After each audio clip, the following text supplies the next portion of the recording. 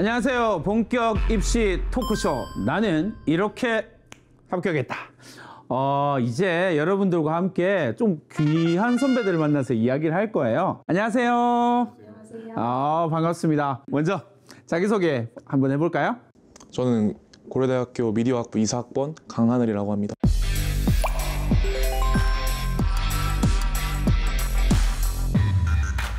저는 연세대학교 영어영문학과 김아린입니다.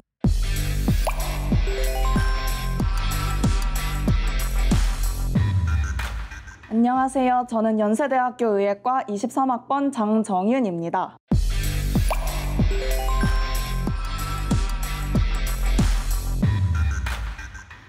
한번 이제 재수 반수를 하고 이제 대학을 들어간 선배들을 다 모셨는데 어떤 재수를 선택하고 반수를 선택하게 된 계기, 동기 뭐 이런 것들이 좀 있었을 것 같아요. 저는 조금 독특하게 성적이 아니라 제 멘탈 문제 때문에 다시 한번 반수를 시도해보게 됐었는데요. 고등학교 때 굉장히 소모적으로 공부를 했었고 근데 그게 성적이 잘 나오니까 이 방법이 맞나 보다라고 유지되고 있다가 그게 탁 한 번 시험을 망치니까 이제 그게 다 우수수 몰려오면서 되게 심적으로 힘든 시기를 보냈고 그렇기 때문에 보상 심리가 작동했는지 이제 웬간한 결과들은 다 마음에 안 들더라고요. 근데 제가 앞으로 인생을 살아가려면 그런 순간들을 계속 마주쳐야 할 거기 때문에 이 입시가 이 상태로 끝나는 게 되게 마음에 안 들었어요. 그래서 한 학기는 이제 한림대 의대에서 정상적인 생활을 했다가 반수를 결심하게 되었습니다. 저는 현역 때 수시도 좀 같이 챙겼던 그런 학생이었는데 그때 근데 정시도 꽤 괜찮은 성적이 나오고 있어가지고 그래서 6상향 6최저를 썼다가 최저를 못 맞히는 이제 그런 상황이 발생해가지고 재수를 하게 된 그런 케이스라고 볼 수 있습니다. 현역 때 또 게임을 배워가지고 제가 열심히 놀다가 이제 정신이 차리고 나보니까 너무 늦은 거죠. 그러다 보니까 이제 어느 정도 결과가 보이니까 약간 한계가 좀 있는 것 같고 그래가지고 이제 재수를 하면 이제 1년이라는 시간이 더 생기니까 진짜 정말 최선을 다해보고 싶다라는 생각이 있어가지고 저도 입학식 다음 주에 바로 독학재수학원 들어가서 재수를. 독학 재수를 했어요? 네. 저는 원래 완전 수시만 파던 학생이었습니다. 근데 이제 수시 6개 중에 5개는 의대나 치대나 약대를 넣었었고 근자감이라고 하죠. 근거 없는 자신감이 되게 넘쳐 있어서 나 정도는 그래도 좀 높은 대학에 갈 수 있지 않을까라는 그런 자신감들로 가득 차 있었습니다. 근데 누가 봐도 거기에 못 미치는 성적이어서 육광탈을 하고 일단 육광탈이었기 때문에 어떻게 보면은 피할 수 없는 선택이기는 했는데요. 그리고 그 전까지 저는 사실 계속 수시만 준비해왔었기 때문에 정시 준비에 대한 두려움도 굉장히 컸습니다. 근데 정시 준비도 하다 보니까 생각보다 괜찮고 성적이 더디지만 그래도 조금씩 계속 오르는 게 눈에 보여서 그때도 다시 또 자신감으로 가득 찼던 것 같습니다. 그래서 그 수시가 그래도 1등급 중반 정도 때였는데 아예 사용을 하지 않고 나는 정시로 메디컬을 갈 거야 라는 자신감으로 수시도 안 쓰고 정시로만 했던 것 같습니다. 확실히 그 재학생 때의 공부 집중도랑 재수 반수를 하면서 집중도가 조금 차이가 나는 것 같아요. 네, 정말 그런 것 같은 게 왜냐면 이제 그래도 재학생일 때는 그래도 학교도 다녀야 되고 여러 가지 좀 준비해야 될 게 많지만 이제 한 번 더 하게 되면은 이제 시간이 좀 많아지니까 확실히 좀 자기만의 시간을 온전히 쓸 수 있는 느낌이 좀 있는 것 같아요. 저는 고등학교 때는 완전 수시만 팠었고 재수할 때는 완전 정시만 팠었기 때문에 수시와 정시의 차이점이라고 저는 느꼈는데 수시는 사실 공부가 교과서를 달달 외우면 성적이 나오거든요. 근데 정시는 외운다고 되는 게 아니라 응용력과 그 정시 맞춤형 공부를 약간 해야 되는데 그래서인지 정시는 계단식으로 성적이 오른다고 하잖아요. 그래서 성적이 한순간에 그렇게 외운다고 오르는 것도 아니고 실력을 차곡차곡 쌓아나가야 조금씩 오르는 거라서 정시가 조금 더 사람이 간절해지고 이제 성적이 안 오르다 보니까 더 열심히 하게 되고 그래서 저는 재수 때 더 열심히 하게 되었던 것 같습니다. 어쨌든 두 학생은 또 정시로 갔잖아요. 네. 수능에서 국수탐 틀린 개수 얘기해 볼까요? 영어 제외하고 10개 안쪽으로 틀린 것 같은데 국어에서 4개, 수학에서 1개, 생물에서 2개, 사문이 잘 기억이 안 나는데 근데 10개 안쪽. 네. 저는 10손가락이 부족한데 국어 3개, 수학 4개, 지구과학이 4개, 화학 2개 틀렸습니다. 재수를 고민하고 반수를 정시로 고민하고 있는 학생들한테 자기만의 학습법 이야기 한번 해볼까요? 저는 좀 생각하는 시간을 좀 많이 가졌거든요.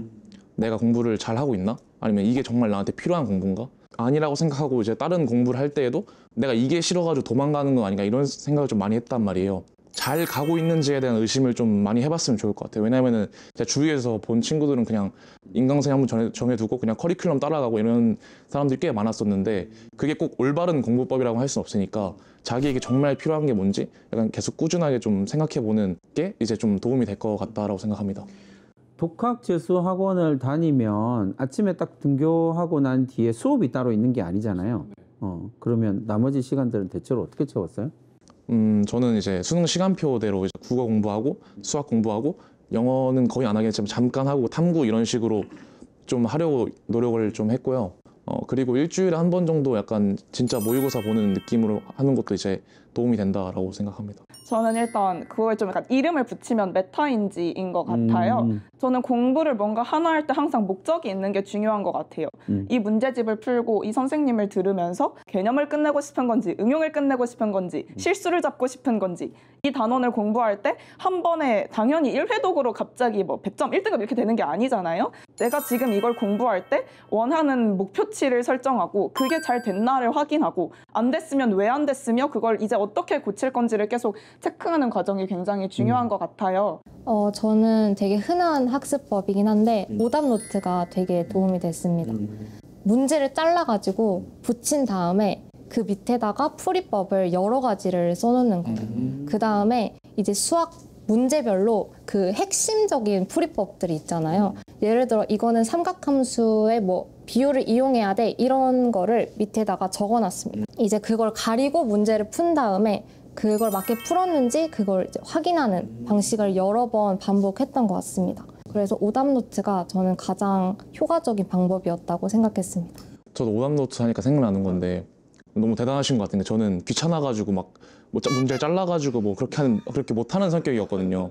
그냥 키워드만 적어가지고 이런 상황일 땐 뭘 떠올리자. 근데 이거를 다른 과목들한테도 통용을 해가지고 그러니까 아이디어만 정리해 놓은 약간 그런 느낌이었어요. 그것도 괜찮네요. 그 현역 때 썼던 학교랑 재수를 하면서 쓴 학교들을 비교하면 어때요?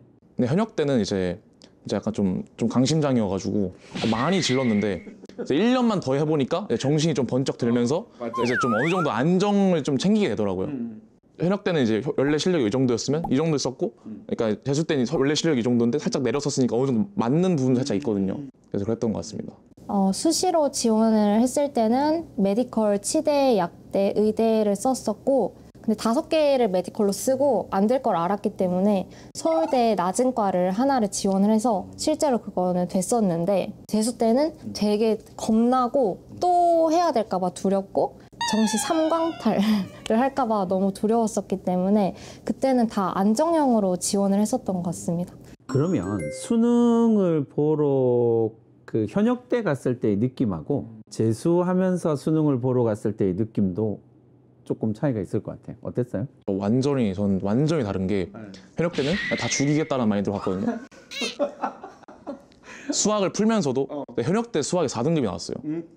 근데 풀면서 거의 틀린 게 없는 것 같은 이런 생각을 했거든요. 재수 때는 그래도 긴장을 좀 하다 보니까 현역 때는 긴장을 하나도 안 했는데 긴장을 너무 하다 보니까 근데 딱 국어 종이 딱 치고 딱 페이지를 넘기려는 손이 이렇게 떨리더라고요. 긴장이 너무 돼가지고 점심도 못 먹었거든요. 저도 완전 달랐는데 현역 때는 그 정시 공부를 거의 안 해서인지 하나도 안 떨리는 거예요. 그래서 그냥 도시락을 맛있게 먹었다 딱 그 정도? 그리고 되게 수능장에 친구들이 되게 많았어가지고 친구들이 있으니까 더 막 안정되고 그냥 모의고사 푸는 느낌이어서 좀 공부 분위기가 조성이 안 됐었던 것 같아요. 근데 재수는 완전히 모르는 곳에 가서 친구도 하나도 없고 그리고 공부한 게 좀 많이 쌓였다 보니까 긴장도 엄청 많이 해서 저도 도시락 하나도 못 먹고 근데 오히려 그 긴장감이 주는 집중도가 더 높아지기 때문에 저는 오히려 긴장하는 게 더 좋은 것 같다고 생각을 했습니다. 지금 이제 풀 재수하고 있는 졸업생이랑 한참 이야기를 했는데 그 학생이 그러더라고요. 학원에서 학생들하고 같이 학원에서 수업 듣는 애들이랑 말을 못 한다 그러더라고요. 네, 맞아요. 제 MBTI가 E가 또 90%가 넘거든요. 제가 정말 사람들하고 막 노는 걸 좋아하는데 근데 독학 말도 재수를 못하고 했다고? 이제 막 그러다 보니까 좀 힘듦이 좀 있었는데 제가 게임을 배웠다고 했잖아요. 제가 또 혼자 배운 게 아니에요. 제 친구들하고 다 같이 했기 때문에 다 같이 재수를 했거든요. 그래가지고 이제 한 달에 한 번씩 모의고사 끝날 때마다 이제 꼭 만나주면서 좀 스트레스가 좀 풀리는 게 좀 있었는데 시험 결과에 전혀 상관없이 PC방에 모여갖고 같이 네, 게임을 한 금기예요. 시험 결과는 약간 말을 하면 안 돼요. 저희는 아예 말을 못하게 했었어서 그리고 제가 이제 광주광역시 사람이다 보니까 주변에 정말 아는 사람이 한 명도 없는 거예요. 그래서 제가 선택한 방법은 그 급식 받을 때 감사합니다 정도. 아니 그럼 하루에 딱 그 정도 이야기를 한 거예요? 15시간 동안 감사합니다 한 말. 감사합니다로는 해결이 안 되잖아. 그래서 이제 한 달을 주기로 광주에 이제 내려갔는데 친구는 아까 게임을 했다고 했는데 저는 한 달에 한 번씩 술을 엄청 어쨌든 그렇게라도 스트레스를 풀어야 되니까. 근데 그 한 달에 한 번 해소하는 게 진짜 필요하겠다고 생각은 했습니다. 저는 재수 때 되게 중요한 요인 중에 하나가 인간관계인 것 같아요. 정말 인간관계가 기본적으로 다 단절이 되기 때문에 저는 이제 그래서 하교를 하면 딱 스마트폰을 꺼내서 친구들한테 다 한두 마디씩 카톡을 다 남겨놔요. 그런 식으로 제가 뭐 오늘 뭐 한두 마디 해놓으면 그 내일 그 일과 시간 중에 친구가 또 뭐라고 해놓고 또 제가 그 다음날 밤에 스마트폰 받아서 또 뭐라고 해놓고 하면서 이제 근근히 인간관계를 유지했던 것 같습니다. 나는 빼고 학원에서 같이 했던 아이들 가운데에서 재수해서 반수해서 성공하는 비율. 저는 아까도 말씀드렸다시피 제 주위에 좀 표본이 많거든요. 같이 재수한 친구들이 많기 때문에 내가 진짜 원하는 대학에 가야 성공한 거라는 사람들도 있고 근데 보통 원하는 대학의 기준이 높은 경우가 많아가지고 아니면은 작년보다 올랐으면 성공이다 라는 사람도 있고 근데 제가 생각하기에는 결과도 중요하지만 그냥 최선을 다해봤으면 성공이라는 생각도 좀 들거든요. 그래서 그런 의미에서 봤으면은 정확하게 몇 퍼센트라고 말할 수 없지만 제 성공의 기준으로 따지면은 꽤 높다라고 생각이 들어요. 원하는 대학 진학 비율로 하면은 한 10%? 10%? 원하는 대학이 좀 높은 경우가 좀 많다라고 생각을 해가지고 저도 되게 비슷한데 한 20% 이하 정도로 생각합니다. 그래서 막 그 친구들한테 못 물어보고 담임 선생님한테 막 물어봤는데 의대관에 다녔었는데 저희가 총 30명이었는데 7명, 6명 정도만 이제 원하는 의대 아니면 서울대를 갔다고 저는 들었습니다. 일단 뭐라고 좀 확실하게 이야기를 할 수 있는 건 의대를 바라보면서 정시 N수를 고집하는 건 정말 옳지 않은 것 같아요. 그러니까 한 문제 차이로 갈리는 게 진짜 너무너무 심하고 이게 물론 뭐 아무리 불수능이 나오고 뭐가 어쩌고 해도 나만 잘하면 되지가 맞긴 한데 그거 자체가 너무너무 힘들고 가능성이 너무 적어요. 그러니까 그런 운을 다 배제해서 어떻게 되더라도 나는 여기를 합격하겠다 하면 진짜 우수, 육수 이상까지 가는 경우가 너무 많은 것 같아서 정말 필사적으로 말리는 게 맞는 것 같습니다. 재수를 하고 N수를 하면서 되게 힘든 시간을 보냈을 텐데 이 힘든 시간을 통해서 이렇게 성장했습니다. 이런 이야기 할 수 있지 않을까? 배운 거라고 하면은 그러니까 실패가 꼭 나쁜 것만은 아니라는 생각이 들었던 게 뭔가 자신의 목표를 위해서 이렇게 엄청 열심히 공부하는 시간 자체가 재수를 하기 전에 나와 재수가 끝나고 나를 좀 비교해 봤을 때 뭔가 좀 질적으로 달라진 것 같아가지고 실패도 이제 의미 있는 경험일 수 있다라는 생각이 들었고 현역 때 공부량이랑 재수를 하면서의 공부량이 차이가 좀 많이 나는 케이스 아니에요? 전 한 50배 이상 난다고 잡아요. 저는 너무 틀에 갇히지 않았으면 한다라는 생각이 들었어요. 제 스스로한테. 왜 그랬냐면 저는 고등학교 생활 때도 그렇고 재수를 하면서도 계속 메디컬만 고집을 했었거든요. 그렇다고 메디컬을 가려는 어떤 정말 대단한 동기가 있는 것도 아니었고 계속 그냥 그 최고만을 바라보고 메디컬 가야지 라고 하면서 저를 더 힘들게 했던 것 같아요. 근데 지금 와서 생각해보면 메디컬 가려는 애가 문과대학에 와 있잖아요. 그렇죠. 네.